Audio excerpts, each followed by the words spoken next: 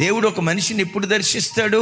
కీర్తనలో ఒక చోట రాసి ఉంటుంది, అరుణోదయమున దేవుడు ఆ పట్టణమును దర్శించుచున్నాడు. దైవజనమా, ఎంత అలసిపోయినా రాత్రి 11ంటికి పండుకో, 12ంటికి పండుకో, ఒక దైవికమైన క్రమాన్ని అలవాటు చేసుకో.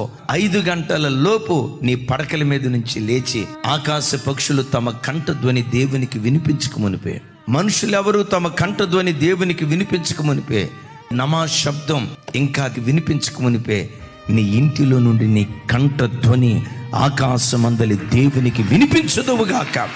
అలా నువ్వు వినిపిస్తే ఒక మాట అంట, నీ ఆత్మదీపం ఎందుకు ఆరిపోతుంది? నువ్వు నిరంతరం మండే వ్యక్తిగా ఉంటావు. నీవు మండటం కాదు, నీ ఇంటి వారిని అందరినీ మండించే ఒక జ్యోతిగా దేవుని కొరకు నువ్వు నిలవబడతావు. జ్ఞానులతో సహవాసం చేసేవాడు జ్ఞాని, దేవునితో సహవాసం చేసేవాడు దేవుని వంటివాడిగా మార్చబడతాడు. దేవుని వంటివాడిగా మార్చబడతాడు.